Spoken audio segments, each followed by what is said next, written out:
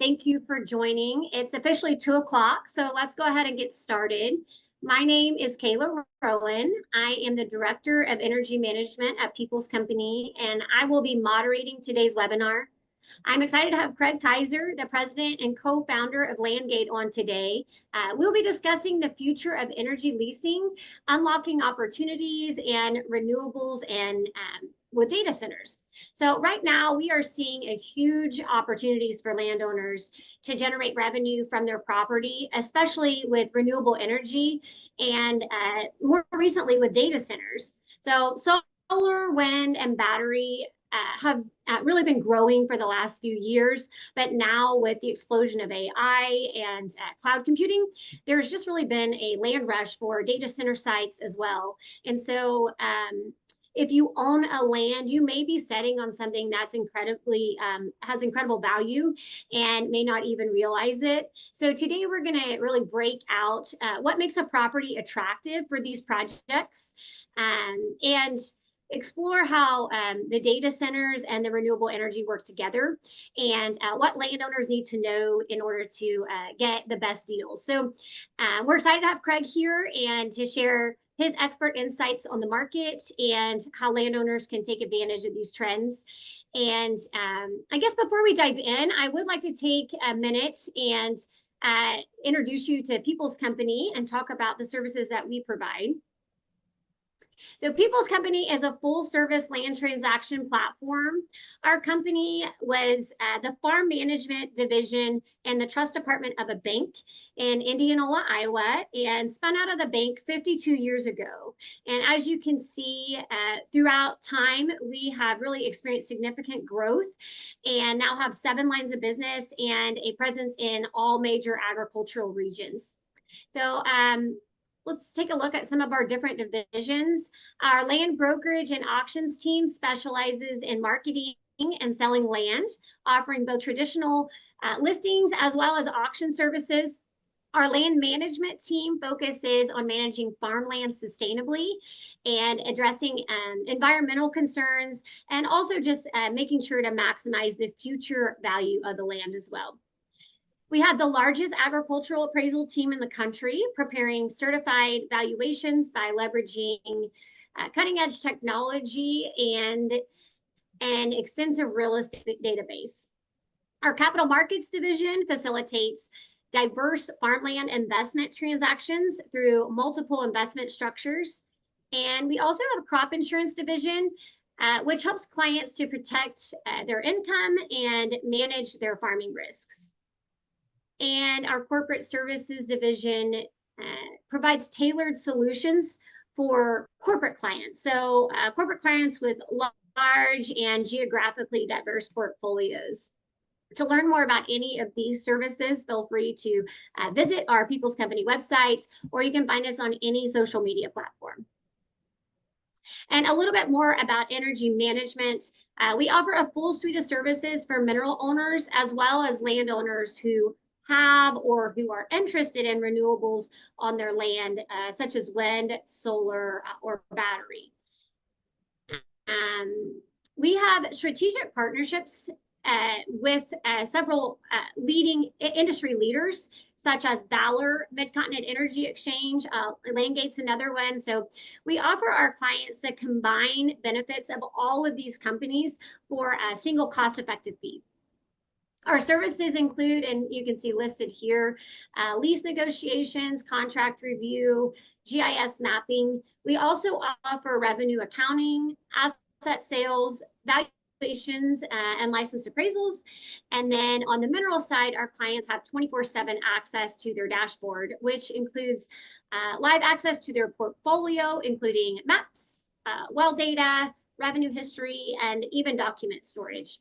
And then for our renewable clients, we also offer an infrastructure evaluation to, which really enables us to determine whether or not a property is a good candidate for a renewable project.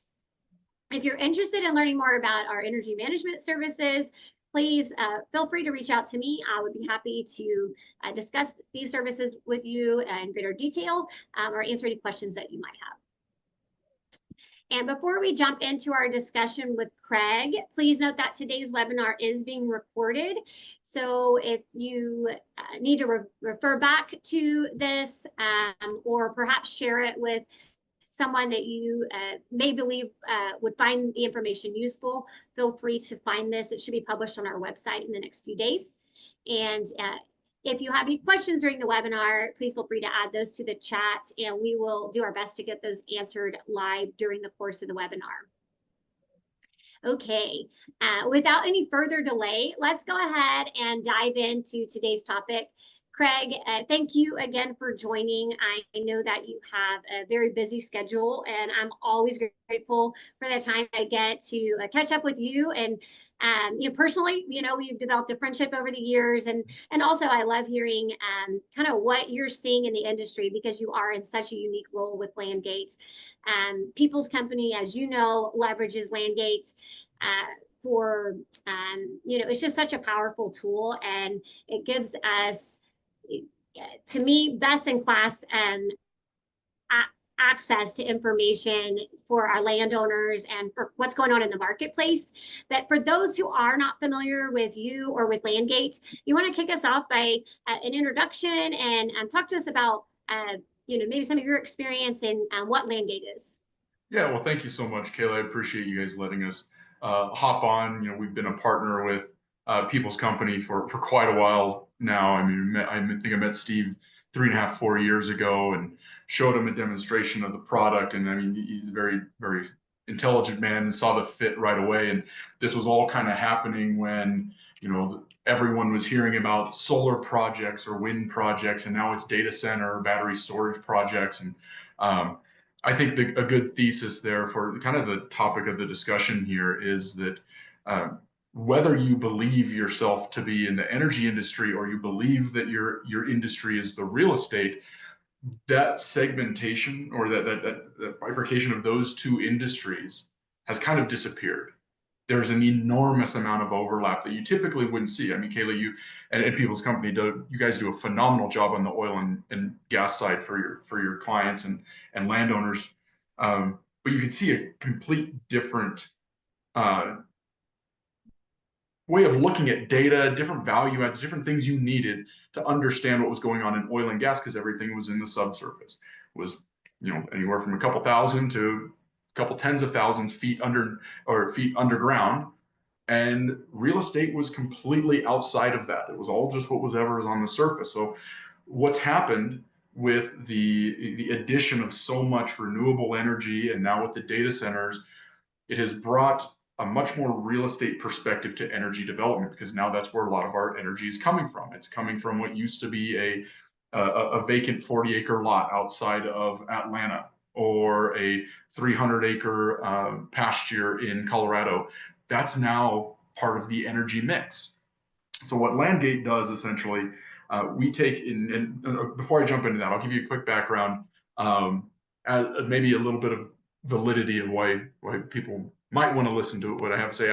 I'm a scientist by training. I have a couple degrees in the energy industry, primarily in geology. My last degree was a master's in geology from the Colorado School of Mines, where I focused on what I'd call traditional energy development there. Spent some time as an executive running my own oil and gas company, raising capital. And really the goal was to go out there and talk to some of the folks who are listening right now, landowners, and try to lease their properties. I would generate maps. I'd draw annotations on maps, and we'd give those maps to a land individual, and that land individual would go knock on your door and present you a lease offer. Right. So that's what I was doing. I was on the other side of the equation, sitting in the energy offices. I spent some time in my background. I lived in Africa for a while, working for mining companies, looking for rare earth elements. And now I am the president and co-founder of an energy analytics technology company, where with all the backgrounds that we've collectively at LandGate have put together over the last 8.5 years, we saw an enormous need of data out there to real estate professionals, land professionals, landowners themselves, and even a lot of industry folks that were just missing data, because data was incredibly expensive. It was hard to get. It was really siloed, and it was disconnected databases. So the thesis of LandGate essentially bring all of these databases into one spot, because that's where we were, myself as a scientist and my partner who's an engineer, we needed the data in the first place. But the idea was to put analytics together so that I didn't need to be a scientist or an engineer to understand the implication with my property, right? And that's what we're talking about here, the future of leasing, and what someone who, I would guarantee there's someone listening right now who has a lease option sitting in front of them for either a solar farm or a data center or a battery storage facility, and they're completely lost, as they should be. There's no data out there really for them. So I'm going to share my screen here quickly and just visually show what LandGate does, and what we did over 8 years. We put together a marketplace and analytics platform. So anybody out there, if you're a real estate agent, and for the folks from People's Company listening, you guys know you have access to all of this. And again, Kayla, we really appreciate the partnership. Had some really nice deals churn through People's Company because of the data, and hopefully we can continue moving that forward. But we put together a platform here where really any property owner in the United States can come in, look at their property, look at it on a map, zoom in, you can see listings that are available for sale, either from folks like People's Company or other real estate brokers out there. But for $6 a month, you can subscribe to, and I'm the worst salesman ever. This is not a sales pitch, but I'm going to throw that out there really quick. For $6 a month, you get this information across the United States. So you get every property boundary, every owner, and what's unique about this information, when you click on a piece of property, it's the same analysis as if me as an engineer or me as a scientist or an engineer is looking at your property, and it's going to break that property down based on the relative value and the relative worth of the land, the solar potential, wind potential, EV charging, battery storage, all of these different things. And it's also going to give you a breakdown of potential risks of different types of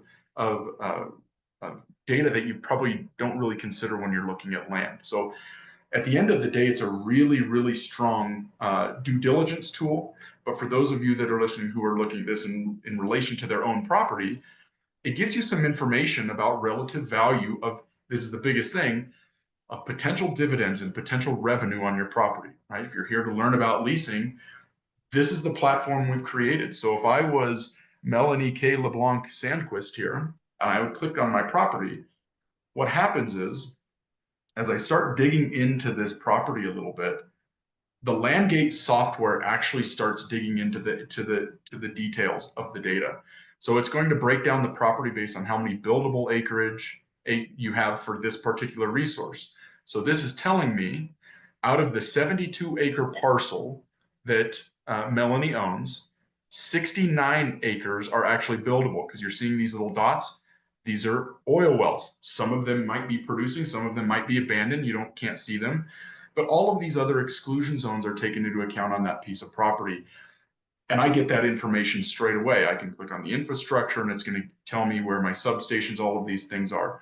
Really nice information to have. But at the end of the day, I just kind of want to know 0 to 100, is it relatively good value?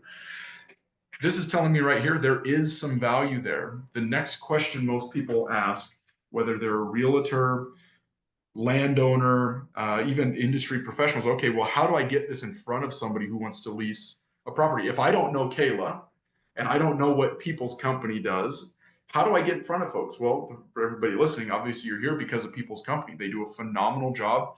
Pick up the phone and give them a call and they can help you out. For those of you that want to do it yourselves, we have created this platform where you can actually create a listing yourself. And it's not a listing to sell your property. You can do a for sale by owner listing if you want. But what's really interesting and different about our marketplace is you can list your property, no cost, no obligation. There is no fee. This is completely a free listing process from LandGate. We don't monetize. We don't make any money off of it. But it's a way for Melanie to raise her hand and say, okay, I see there's a little bit of value here for solar. She can go ahead and list that property to receive offers from industry professionals for either solar, wind, battery storage, oil and gas, and those inbounds would come directly to Melanie. So if you're a property owner and you've ever thought to yourself, hey, maybe we should look into that offer. Maybe we should try to see, I heard about someone down the other side of the county that just got a big solar farm on them. Let's see if we can do that. Well, LandGate is your resource. LandGate is a very strong resource for that. You can create your own listings that way. But that's what LandGate is in a nutshell. That's what it is. This app that you're seeing here, you can get this analysis for every parcel across the United States, unlimited for $6 a month. We have an app you can download it on your phone. But that's one of the products we have on the landowner side. Kayla is a highly technical person, and she gets access to a much more granular view of data than most people would need, because she's a technical person. She does analysis and things. The other side of LandGate that is out there for industry professionals that are doing this every day, they're looking at thousands of different properties throughout the year. LandGate, and I'm very proud of this, isn't hyperbolic. We have the largest collection of energy and infrastructure data for the United States on the planet. So here you're just looking at what we call data infrastructure, and it's a topic we're going to talk about today, and that's data centers. So you're seeing here real time gas trunk lines, gas transportation lines. You're seeing these pink lines. Those are going to be fiber lines. And the reason I'm bringing this up is all of these, the proximity to all of these things to your property. If you're a property owner listening, it impacts the viability of that resource. We're looking at data centers right now, how close you are to these fiber lines or these gas lines or an existing data center or a redundancy power source or a gas transfer facility that's, here we are telling you how many megawatt hours are going to pass through this actual pipeline facility. All of this information is needed for siting on the data center side. And that's just one data set, just so that folks can understand the complexity of doing site analysis. This is pipelines and fiber lines. If you click over to the infrastructure side, you're going to see something equally as complex, and you're going to start seeing substation lines, transmission lines. Along with those, we have everything that's known as the interconnection queue. So who's waiting in line to get their electrons injected into this point, who's waiting in line to get stuff taken out. And if I was a data center developer, how much power is available right here for me to take, right? And that's where it's kind of the overlap, Kayla, right? Because let's say you are a real estate broker with People's Company, and someone's saying, hey, I'm interested in leasing my property or selling my property to data center developers. They leverage LandGate all the time, put listings up there, and they go in front of those folks. But they also get the analysis fairly quickly, almost instantaneously. Is this something from a broker's perspective that they need to be spending time on? Because time is money. Time, how much effort are you going to put into it? So it's really connecting both sides of that equation. That's what LandGate does, and we do it through enormous amounts of data that we pull in. We synthesize all the data you're seeing here. That's ours. The only data that is not ours is that ownership information there, and we get that through a partner.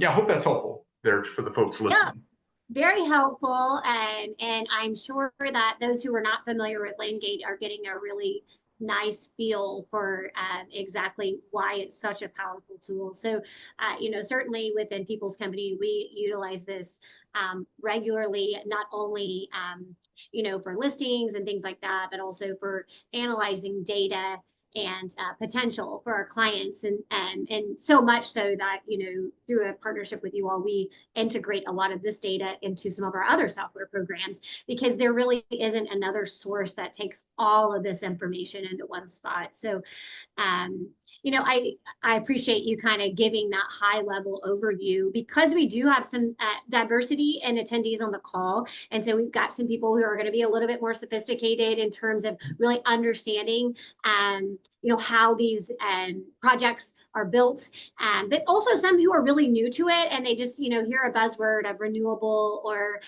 data center, and, some, basic questions like, what is a data center? and maybe what's driving the growth and the rapid expansion of those. So is that something you want to maybe hit on, Craig, and talk Yep. about that? And then also, I know you hit on a lot of these attributes that a landowner may look at, and say, okay, what am I looking for? If I am interested in this, what are the 2 or 3 key things that are going to tell me whether or not, give me an indicator or whether or not my property is a good prospect for it? Let's touch on that one first, and then that way we can really dig into data centers, what's driving it, where, and we can really get into that, because I think what you just touched on is important, because that's what every landowner wants to know. I mean, landowner, property owner, real estate agent, you name it, land professional, it doesn't matter. They want to know what are the main variables that are really driving value. So that's kind of why I teed this up, and good job. That's absolutely perfect. I just filtered on a couple, put some data filters on here of some major variables. We talked about the first one in Land App, that first variable, and that's how many acres you can actually build on, right? So if we're looking at this for solar energy, and it's very similar for a lot of other different development types, but what one of them things is going to be is, are you sitting in the middle of a flood zone? Do you have topography that's too high? Is there and a lot of folks don't know this, even on their own property. Is there an abandoned well from 1975 sitting there? Is there a pipeline easement running through the property? So all of those types of environmental things that could impact where something could be built. Some of those variables, Kayla, you can understand just by driving by the property. If there's a low-lying valley and there's a creek running through it, you can assume that there's a lot of flood zones and things there. But some of those things you just don't know unless you have the data. Those are like easements and oil wells and all types of other things. The other thing is going to be infrastructure that's required for whatever that resource is. So when I say infrastructure, that's going to be a transmission line, which is this pink line here, and then the substation and all of those different things. So then you take it one layer down, and that's distribution line data. Now, I'm going to throw a word of caution out there to everybody, regardless if you're JP Morgan listening right now, or if you have a 5-acre parcel you're just wanting to know about. Distribution line data and information is incredibly, incredibly difficult to come by. There's a lot of groups out there that say they have it and that it's good, and the majority of it is absolute trash, and it's not even real data. It's made by a topic that we're about ready to discuss, is artificial intelligence, and some of those models aren't quite ready yet. So be very cautious when you're using that, especially on the professional side. Make sure the data that you're using is accurate and it's real data. But those variables there, Kayla, and that's what LandGate does, is we break it down for whatever resource you're trying to look at. We're going to provide you that information back, specific variables to that resource. Okay. But let's get into the next one, because people hear the word data centers and they wonder, well, what is that? A data center is simply, at the end of the day, as simple as possible. It's an enormous building full of computers. That's it, enormous servers. This conversation that we're having right now is going through a data center. It's going through a server that's offsite. So whether you're looking at it on your phone or a laptop or whatever, you're watching a recording, it was stored on a server. If you're actively watching it live right now, it's going through a server. It's enormous amounts of energy that's required to run those servers. Why it's become such a buzzword is because what's going on, what's happened technologically with artificial intelligence and the boom over the last couple of years. People look, and most folks still use Google for searches and looking up basic data. Some folks have started to use artificial intelligence tools like ChatGPT or many of the others. What people don't realize is if you compare the energy consumption to a typical Google search versus a ChatGPT search, they can range from anywhere from 10 to 100 times more energy consumption from a typical Google search to an AI query.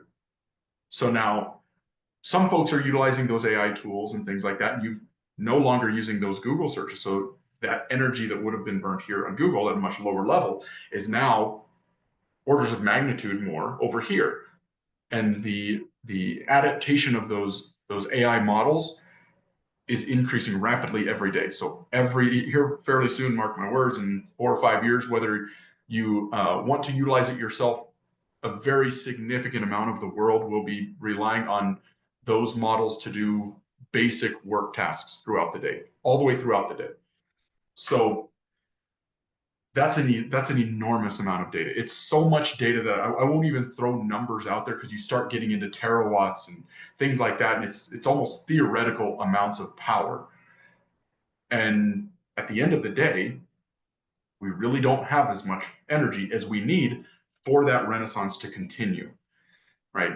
At the end of the day, the big takeaway with that is the world needs energy. Energy is a great thing. It's a wonderful thing for humanity, but we don't have enough of it, even in the United States or even other developed Western worlds, much less the rest of the world who want to use these tools as well.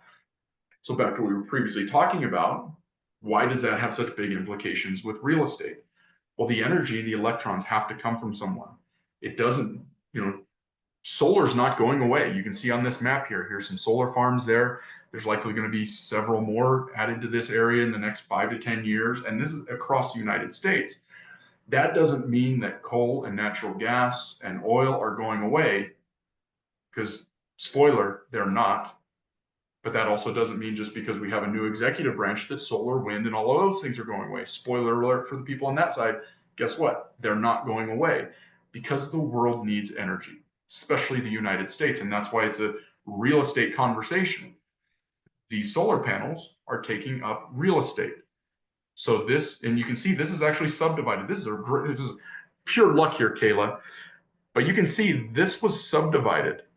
This parcel here was subdivided for likely some sort of development on a residential side. Well, there's not houses sitting there right now.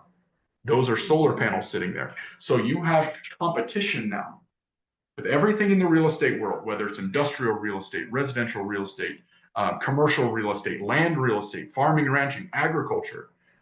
It is now in direct competition for the same footage or acres of dirt that the energy industry is looking for. And their capital is competing against each other as well, right? A farmer and rancher doesn't have the money to come in and bid against Silicon Ranch here. And to the data center component, they certainly don't have the money to bid against data centers and Meta and Google and Microsoft and all of these folks. So it's a really interesting, it's a renaissance right now, truly, in across anything that touches those industries. And that's a lot of industries: agriculture, commercial real estate, residential real estate, industrial real estate, energy. There's you can't really own anything other than a residential house, and I'll touch on why they're included as well here in a little bit. You can't really own a piece of property and not now be affected by any of those variables. The reason why now folks with houses are going to be making decisions on buying, selling, or holding off of energy data now is because now their bills are competing with people who are needing those same electrons, right? So the lights that are on right here, my computer, it's running from the same energy source and being pulled for the most part from the same energy source that a data center is. So how does that affect your reliability of your individual house? How does that affect your energy bills, all of those things? That's another thing that LandGate does. So we will predict, looking through with an engineering hat on, where is your electrons coming from? Where's the nearest substation? Then where's the transmission line? And then where is it connected to? What fuel source is it? How much does it cost? All of those different things. And we boil that down to a single residence. So now me on a personal level, Kayla, when I'm buying property for myself, I'm utilizing this as the number one due diligence tool, because I want to know those things. If I'm going to buy on this side of the county or this side of the county, well, it's pulling from completely different substations, which could be completely different load zones, all of those different things. The implications could be significant for me on the energy side. So everybody's kind of competing with the same thing. The two worlds have kind of smashed together. So data centers, that's what they are. They're big warehouses. They're enormous warehouses with servers in them. they consume enormous amounts of energy, and most of that energy right now is coming from from the grid, from these substations.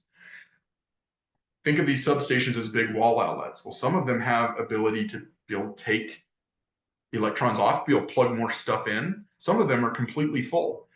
So just because you're next to a substation or you see a piece of property next to a substation doesn't immediately make it great for either energy injection or for energy consumption on the data center side.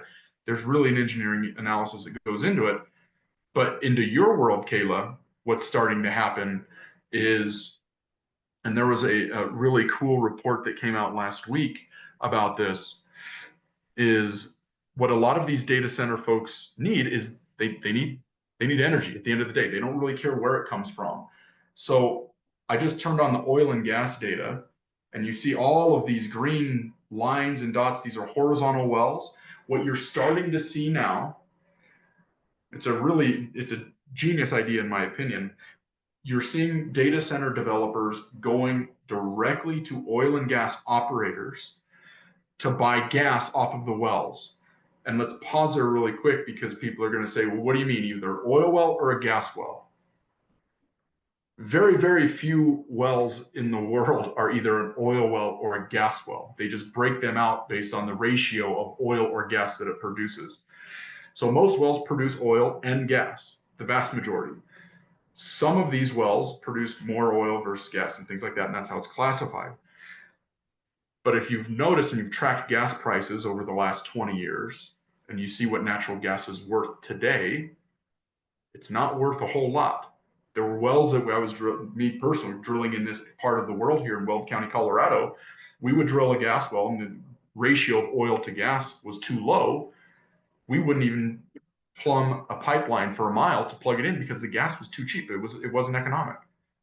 So when you look at it in the sense of energy availability, it's free, natural gas. So what data center developers are doing now, they're going to places where, let's zoom in here and you can see this data real time on the map. And this would be a really good spot. But you can see here, there's substations. That's where all these transmission lines are connected. But as I zoom in here, you're going to see all of these little triangles. These are wellheads. So that's where the pipe actually sticks up out of the ground. Okay. Those wells reach out for 2, sometimes 3 miles underneath the ground, but that's where the pipe sticks up and that's where the gas flows. So you have an enormous data source. You have an enormous energy source here right next to another energy source. And what that does is create redundancy sources. The data centers cannot go down.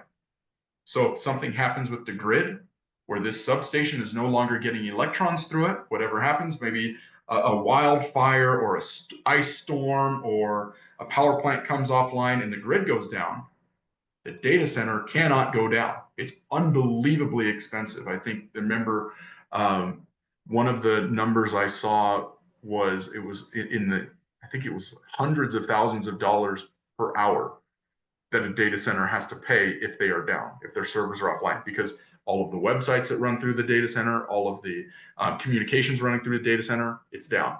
So it's a huge cost. So what they're doing now is they're buying or they're getting these natural gas turbines. It's just a really small little power plant. They're plugging it directly into a dry gas. They'll probably have to, make sure that there's no liquids or anything in the gas. Not water, but hydrocarbon liquids in the gas. They'll pump that into the generator, and they're going to start running off of gas directly next door to it. They're going to start running off of that gas, and they're going to balance that, right? Based on the data, they're going to balance. How cheap is the gas? Can we run it off of gas right now? If energy prices are peaking right now, well, we probably don't want to run it off of our peak energy consumption. We're going to run it off of gas. If energy prices are very, very low right now because it's 2 in the morning and everybody's sleeping and no one's using energy, but we're going to run the data center off of the grid. So it gives the data center individual greater availability if they're exposed to more data sources. The more data sources and redundancy sources that is at the location, the more valuable that location is. So again, to the previous point, you see a nice little center pivot here. It's on 160 acres, a quarter section, another quarter section pivot there. This property has probably been a quarter pivot since the 50s, 60s, or 70s. It's been an agriculture property. Whoever's managing the property is probably managing it as an agriculture property. The cash flow, the balance sheet, it's an agriculture property. Unless you have other information to step outside of the world that you've been living in, whether you're the manager of this property, owner of this property, man, whatever it is, unless you have additional information to step outside of looking at this as an agriculture pivot and saying, wait a minute, this could be a really, really good site for a potential data center because of all of these other things. We can turn on the data infrastructure, see if there's any fiber lines or anything. We'd zoom out and see how close they are. But that's how someone should be looking at these pieces of property, not through the one or two historical use cases of the property. But now, since the whole world has changed, and now everybody's looking at data centers because that's where we're going to need to get our energy, that's something that needs to be in consideration. If I'm a purchaser of data center properties, I'm not going to come to you and say, hey, I want to buy this for $150,000 per acre and put a data center on it. I'm going to come to you and say, hey, I'm interested in buying that 160-acre pivot. So yeah, as far as making good decisions, it's all based on the information that we have in front of us. But does that cover, is that a decent summary of what data centers are, what people are looking for, Kayla? Yeah, I think that was a great summary, and you covered a lot of information there. So, you know, everything from just kind of looking at how the grid is not positioned to keep up with this. You really kind of get the feeling that, as the saying goes, you're laying the tracks as the train is leaving the station. Yeah. And so talking kind of really about the vulnerability and challenges with building out the grid, and then also what these data centers are doing, and how important that is as we continue to adapt. I mean, regardless of where you stand on, you know, ethos and things like that, as it relates to AI, it's being used across industries. It's not just Chat GPT, right? So it's being used across the board. It's everything. For so many different, Yeah. you know, reasons and ways. And so, you know, how do you take this new technology, right, and facilitate it while we've got this situation with the grid? And so the natural gas thing has really been hot. It's come up in almost every conversation I've had recently. And I think it's, you know, it's a great tool. So I know you hit on that, you know, it's all modes of energy and more of it, right? Yeah. Regardless of where you stand on renewables, oil and gas right now, we've got to explore all energy we can. And natural gas really is relatively clean. And we have, you know, pretty significant reserves that are not being utilized. Just as you said, I think this morning we were like 390 in MCF, which is not bad considering where we've been historically. But again, we're coming out of some cold winter weather in the last couple of weeks too, so certainly a factor. But yeah, just plugging in and utilizing that natural gas right there on site, it really makes a lot of sense to me. But again, as you've just, you know, demonstrated over and over again, you're taking one land use that, you know, people are maybe accustomed to only thinking of it in this box, and now all of a sudden we really need to be thinking about, well, is this just an old natural gas field, and natural gas is always about to have its day, but it never had, you know, it really hasn't yet. Is this really the time? And you know, the same for, you know, being maybe, you know, well positioned near a substation, and probably not property that you can easily sell for residential use. Maybe people don't want to be right next to a substation, but man, talk about the revenue associated with a data center. So, you know, one thing I think you were kind of hitting on there, which is interesting, we've certainly seen it in the oil and gas industry over the years, right? That your buyers don't always want to reveal who they are, right? They want to a good deal on your property. And so sometimes it's not always obvious who's making the offer or what the ultimate intended use is for that property. So, just having the information available before you make decisions on different transactions, whether that's to lease or keep it at its current land use, or maybe you're considering changing the land use. Which direction do you go? I know that's something that we've had a lot of discussions around landowners who maybe are considering changing something to like a residential land use and solar, and that can be a tough conversation because it's a long-term commitment certainly. to solar. But then when you add this whole other data center element in, I think always and making well-informed decisions. They say a decision's not a decision until you have enough information, and then it's not a decision because it's obvious. So LandGate does such a great job of. Let me give you an example of that where it's not a decision anymore because the sellers, whether they're a property owner, real estate agent, corporation, whoever it is, was well informed. We're south of Cheyenne, Wyoming here, and I will make the quote that Cheyenne, Wyoming will soon become the data center Silicon Valley of the United States because of some of the things we talked about. Cheap energy, cheap land, cheap energy, and cheap land. What we're looking at here is, again, the infrastructure, pipelines, fiber lines, transmission lines, huge transmission line. We're looking at offtake capacity. This is telling us right now how many megawatts are available. You're between 433 and 550 megawatts to take off of that substation right now. Here you're seeing a planned substation by Meta. This is on and this is all public information, so if people want to look at it, they can. And I don't get in trouble for saying anything about it because it's been in newspapers, but 300 acres, dry land pasture in southern Wyoming, not worth a whole lot of money. Property was purchased around 2020 for, I think it was around $500,000. That property then sold because Meta is going to put a data center there, right around $20 million a handful of years later. So hopefully that number, if I've put some people to sleep here, hopefully that number can wake some people up because, again, this is an informational webinar here. I'm not here trying to sell anything. It's literally just getting information out in front of folks. It doesn't matter if that was Weyerhaeuser selling that piece of property or if it was a legacy farming and ranching family. The transaction happened and the transactions are happening.